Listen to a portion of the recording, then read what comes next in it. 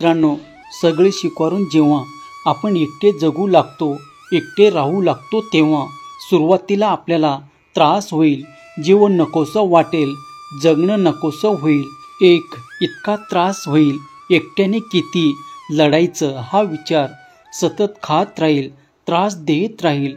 पण खरं तर हाच काळ तुम्हाला आतून मजबूत, स्ट्रॉंग बनवेल. नमस्कार मंडळी, स्वागत आहे तुमचं आपल्या या भक्तिमय चॅनलवरती. मित्रांनो, आपण एक शांत ठिकाणी बसूया आणि म्हणूया, हो मला सगळं मान्य आहे, मी आहे तसेच स्वतःला स्वीकारत आहे.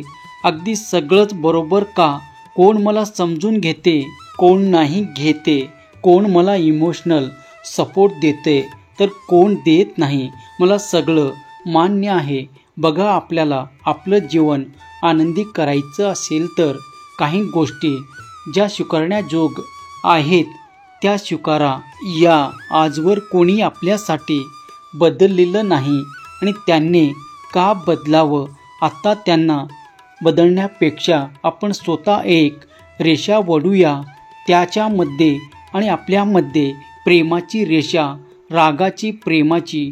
थोडे दिवस आपल्याला कोण समजून घेतं का? कोणी आपलं कौतुक करतंय का? कोणी आपल्याला कॉम्प्लिमेंट देते का? हे सगळं विसरून आपण स्वतःच त्याचे लाड करूया. काही नाते सोडता येत नाही, काही लोक बदलू शकत नाही. मग आपण स्वतः बदलूया, मायेने खेळूया.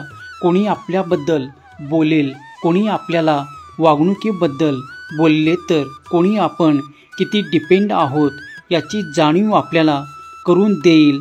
पण आपणच आपली किंमत जाणूया, आपणच आपलं मन स्वतः राखून ठेवूया. स्वतःवर विश्वास ठेवायचं. समस्या येतात जातात, आलेल्या समस्यांना स्वीकारून आणखी सुंदर होण्याचा पण प्रयत्न करू. आपण आजवर कोणासाठी किती केले याची जाणीव आपण ठेवायचे नाही, ते आपल्या स्वतःजवळ. इतरांनी त्याची जाणीव असो वा नसो, आपल्या परिपूर्णतेवर विश्वास ठेवून आपण सातत्याने आनंदी राहायचं प्रयत्न करायचं. योग्यतेचा विचार करून आपले निराश जीवन जगण्यासाठी होईल तितके प्रयत्न आपणच आनंदाने करायचं. तसं बघायला गेलं तर आपण फार काही मागतच नाही कोणाकडून. आपण आता मागूनही पाहिलं आहे तर मग आता न मागता थोडंसं जगूया की आपल्या स्वतःसाठी. बघा मित्रांनो, माणूस म्हटलं की भावना आल्यात, भावना मागे कुठेतरी अपेक्षा तोडून बसलेले असतात. मान्य आहे की नाही? कितीही नाही म्हटलं तरी त्यावर येताच अपेक्षा डोकावून पाहतातच.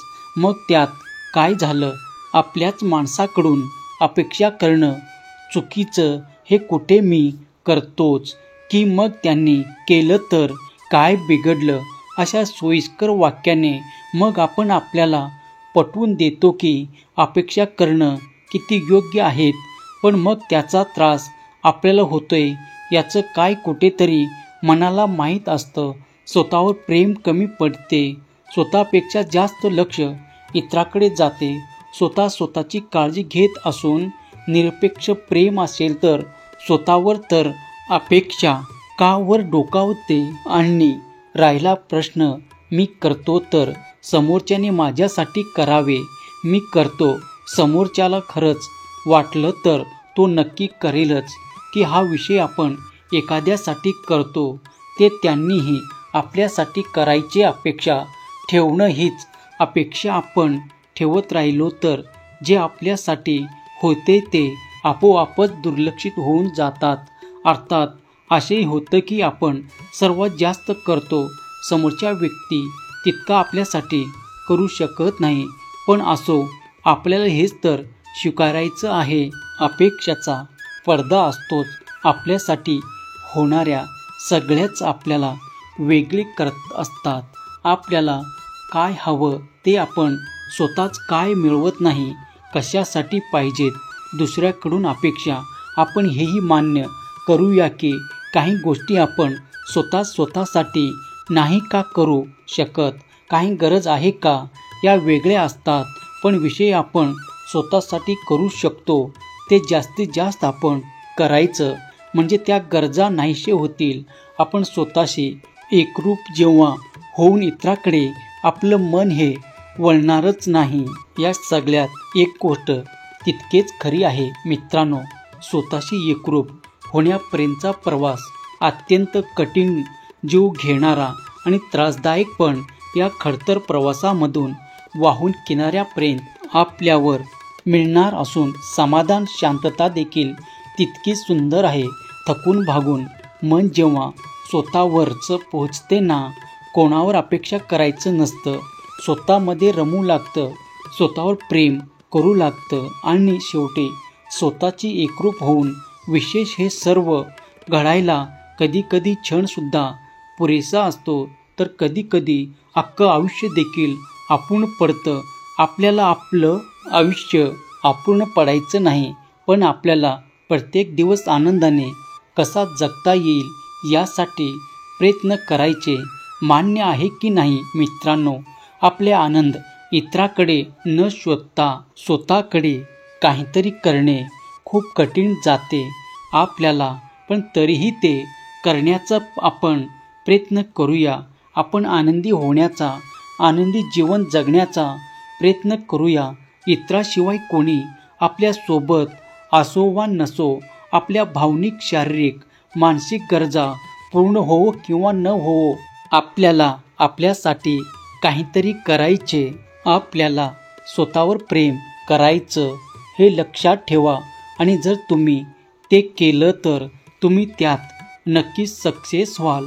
सहमत जर असाल आणि तुम्हाला पटत असेल तर व्हिडिओला लाईक करा आणि चॅनलला सबस्क्राईब करा आणि लव यू जिंदगी असे तुम्ही टाईप करा.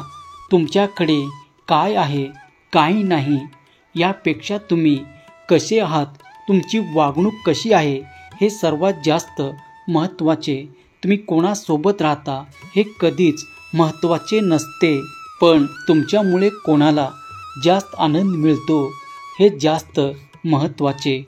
कारण आनंद हे अशी वस्तू आहे जी आपल्याकडे नसतानाही ते आपण दुसऱ्याला देऊ शकतो. जर आजचा संदेश तुम्हाला आवडला असेल तर आपल्या दुःखी राहणाऱ्या मित्राला तुम्ही शेअर करा, आपल्या जवळच्या व्यक्तींना शेअर करा.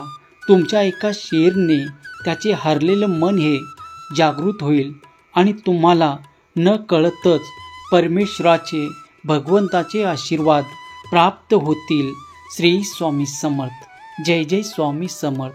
श्री स्वामी समर्थ. जय जय स्वामी समर्थ. श्री स्वामी समर्थ. जय जय स्वामी समर्थ. श्री स्वामी समर्थ. जय जय स्वामी समर्थ.